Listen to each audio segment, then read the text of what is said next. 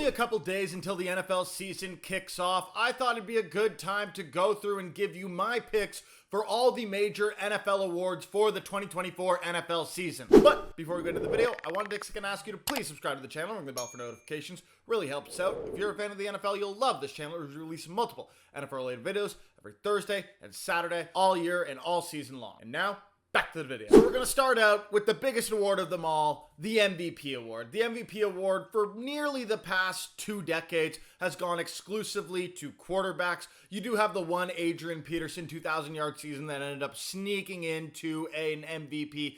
But outside of that, this has been a quarterback-dominated award, and I do not think that is changing in the 2024 season. The guy with the best odds is Patrick Mahomes, which makes sense.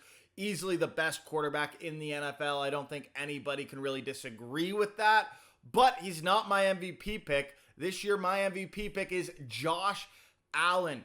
Josh Allen has been one of the best quarterbacks in the NFL for the past half decade. He's finished runner-up in the MVP a time or two, and he's consistently year in, year out, one of the best quarterbacks in the league. In 2024, he definitely has a narrative playing his way too. In this season, he's not going to have Stephon Diggs or Gabe Davis. None of his receiving options are highly touted guys. Keon Coleman, a lot of people laughed at him because of his slow 40 time. Khalil Shakir, a guy many people don't know. Dalton Kincaid, yeah, a first-round pick tight end last year, but wasn't even the best rookie tight end last year when compared to a guy like Sam Laporta. And Dawson Knox and James Cook, who are a little bit more veteran guys comparatively, but still not considered elite pass-catching options. And so if Josh Allen is able to put together a really good season with the Bills in 2024, which I expect him to do, I definitely think he has a narrative advantage to this award over some other guys who have maybe a lot better weapons or have a lot more expectations of their teams compared to previous seasons. In terms of total odds, Josh Allen comes in with the second best odds at plus 850 behind Patrick Mahomes' plus 500 and just ahead of Joe Burrow at plus 900, as well as CJ Stroud and Jalen Hurts coming in at plus 1,000. So while Josh Allen is the second favorite to win this award, it is very tight between Allen, Burrow, Hurts, and Stroud for who's going to have the second best opportunity compared to Patrick Mahomes, who I think is going to be in the MVP race until at least halfway through the season, just based off pedigree and talent alone. Next up, we have our Offensive Player of the Year, and similarly to the MVP always going to a quarterback, the Offensive Player of the Year typically goes to non-quarterbacks. That does not mean we haven't had a number of quarterbacks win this award, but this has kind of become the MVP of offense not named quarterback award, and so that's how we're going to treat it in 2024. The two favorites are going to be the two favorites from last season, those being Tyreek Hill and Christian McCaffrey, but I don't think either one of them is going to be the Offensive Player of the Year in 2024. My pick is actually CeeDee Lamb.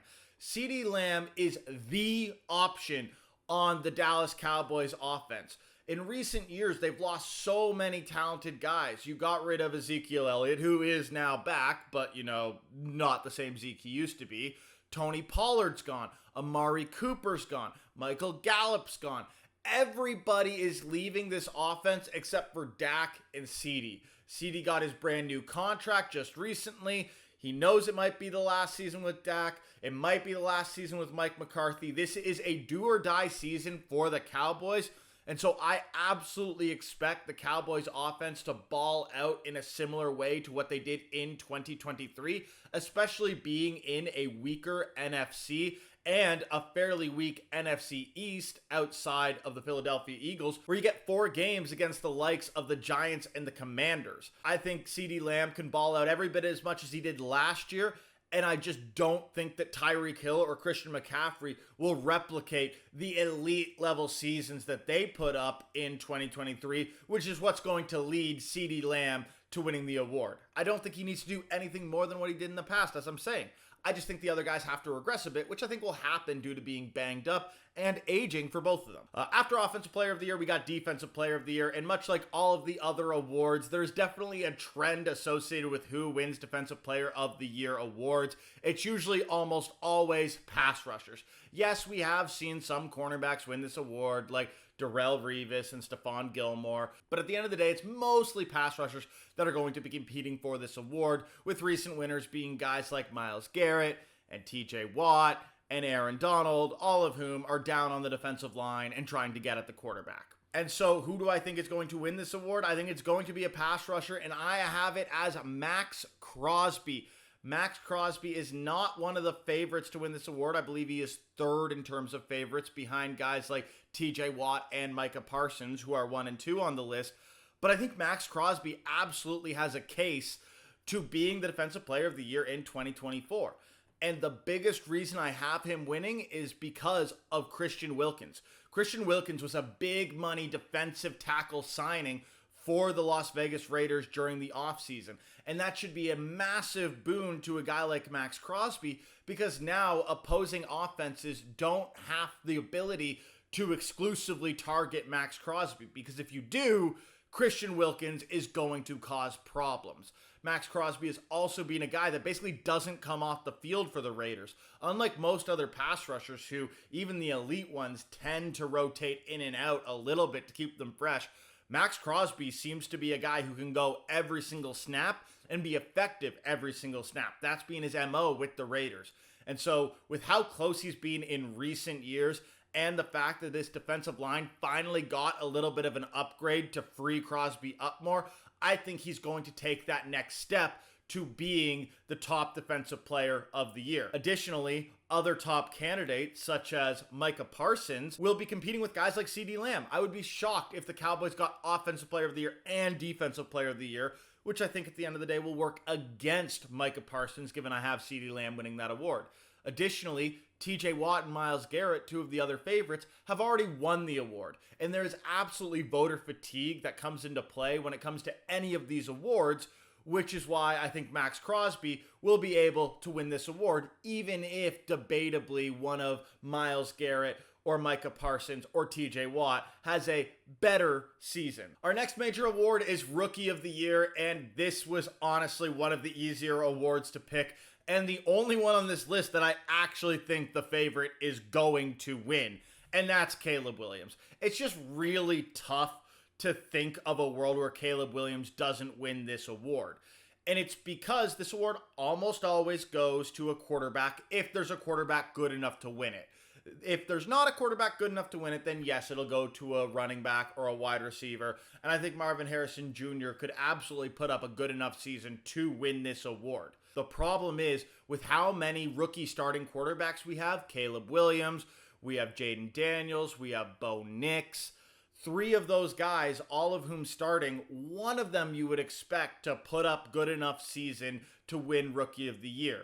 And in terms of situation, it is far and away a better situation for Caleb Williams than the other guys. Jaden Daniels, yeah, he has some good receivers with guys like Terry McLaurin, but this is absolutely a rebuilding team in Washington who had one of the worst records in 2023 and traded away a bunch of their top guys at the trade deadline, which is how they were able to draft Jaden Daniels so high. Comparatively, Bo Nix was drafted a little bit later by the Denver Broncos, who had a little bit of a better record, but this team is eating the Russell Wilson contract and has had to jettison a ton of guys from the team. They're a team that is definitely worse coming into this year than they were last season. And so I find it difficult to imagine Bo Nix being able to have a successful offense to be able to win with. Caleb Williams, on the other hand, the Bears were not a bad team. They got better as the year went on. Their biggest weakness was probably quarterback with Justin Fields.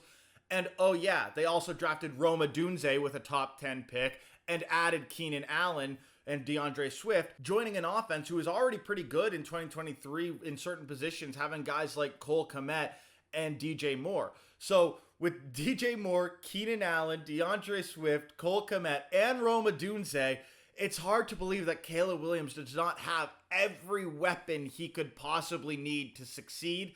And so with his draft pedigree, the offensive options the team has, and the fact that even though he's in the NFC North, which is one of the best divisions in football, he's still in the NFC, which should be a little bit easier of a schedule than some other guys in the AFC, like a Bo Nix. And so because of that, I think Caleb Williams is the clear runaway Rookie of the Year favorite, and I have him winning the award. Next up, we have Comeback Player of the Year, and this is an award that is so difficult to know what it takes to win because it always seems like something different. Sometimes it's a guy coming back from injury. Sometimes it's a guy who was busted but then became good.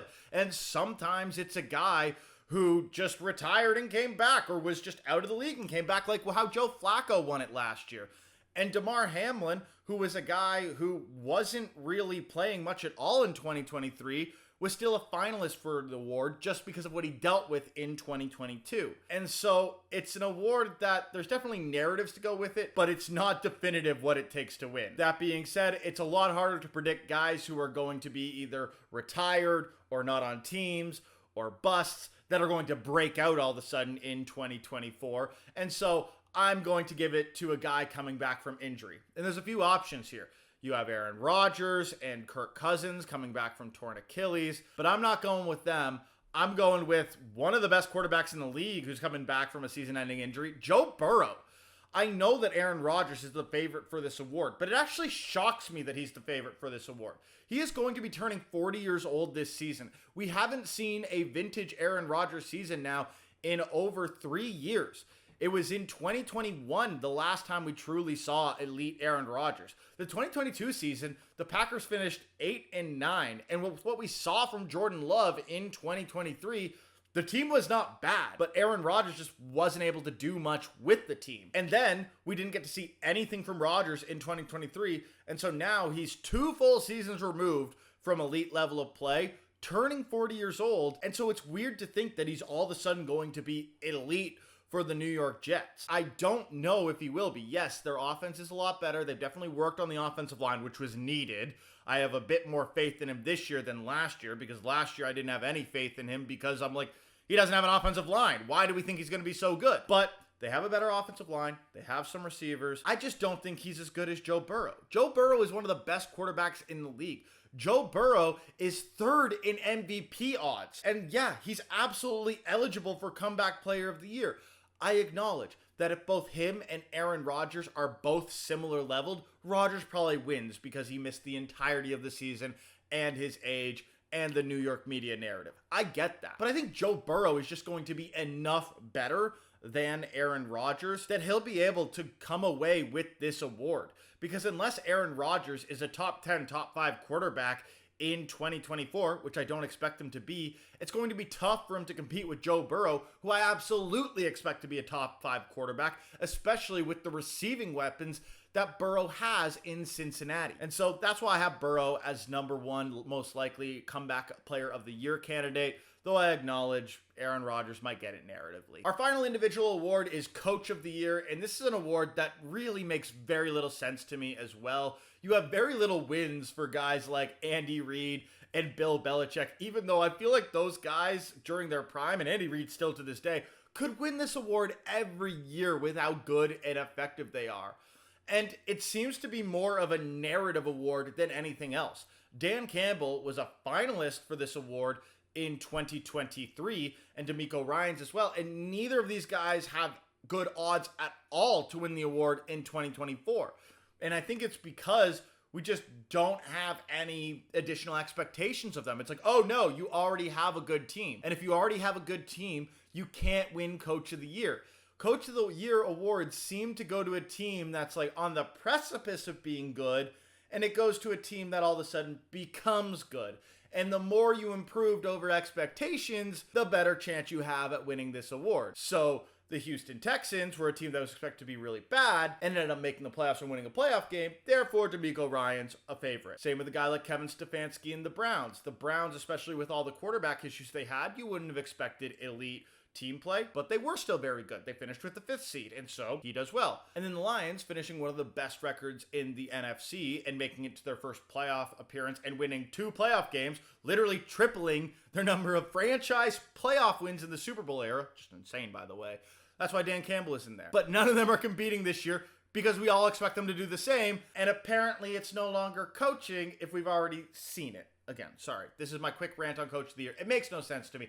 Either way, who do I have winning it? Well, to me, the clear winner is Shane Steichen. And it's just because it really does feel like a narrative award. And I have said in previous videos, I expect the Colts to upset the Texans and win the AFC South. I think they're going to be the best team. I think that Gardner Minshew being replaced by Anthony Richardson is going to be an absolute boon for this team. I think adding the best defensive player, at least in terms of the Colts' mindset, in Laiatu Latu, is going to be an absolute boon for the defense, which hopefully will be a much improved unit for this team. And Steichen's offense just works on a run-and-gun, high-scoring team, and that's who the Colts are.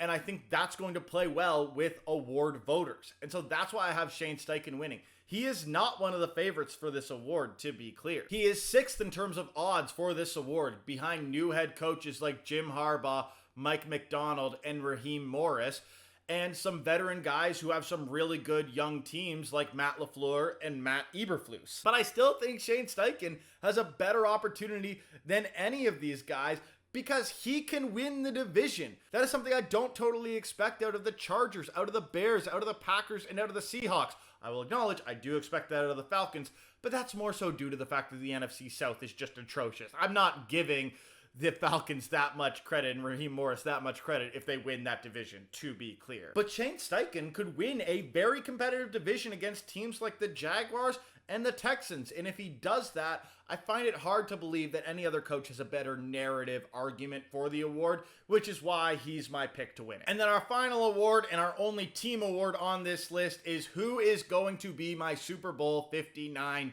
pick. There are a lot of top-end teams. Obviously, when it's winner take all, one game, single game elimination, almost any good team can win the Super Bowl. And you know the Chiefs could win it for a 3rd year in a row and 4th time under Patrick Mahomes and Andy Reid together. But I don't think it's going to be them. I'm still putting on this list the San Francisco 49ers. They were my pick last year. They went all the way to the Super Bowl, ended up losing that game. But I'm still picking them in 2024. And let me be clear, I hate doing this. As a Lions fan, it either means we're going to lose to the 49ers again in the playoffs, or lose to someone else in the playoffs or miss the playoffs altogether. None of which I like, especially given the Lions are one of the best teams in the NFL. They have the 4th best Super Bowl odds in 2024. But I do think the 49ers with the 2nd best odds are the favorites in my opinion. The team is just so good, and I find it hard to believe that this team, with all the talent they have had on this team for nearly a decade under Kyle Shanahan, that they can't find a way to win a single Super Bowl. They've already lost 2 Super Bowls to the Chiefs. And for all we know, it could be a 3rd in 2024. But I think the 49ers will finally get over the hump. Brock Purdy is going to be a little bit better this year. They've kept pretty much the entire roster intact. And I expect them to be able to finally get over the hump and get that one Super Bowl for a franchise who's been good enough to probably win a lot more than one, but might be stuck with only one thanks to, you know, the big baddie that is Patrick Mahomes. But that's it for our video on NFL awards. We are going to be back Thursday with our NFL power rankings coming into the season before the Thursday night kickoff, and then Saturday with our weekly picks. Don't worry, I'll pick the Thursday night game on the Thursday video, so I've picked it ahead of time, which is going to be the schedule moving forward. Either way, if you like this video, leave a like and comment below. Help us out, help us grow. I'll see you all next time. Peace!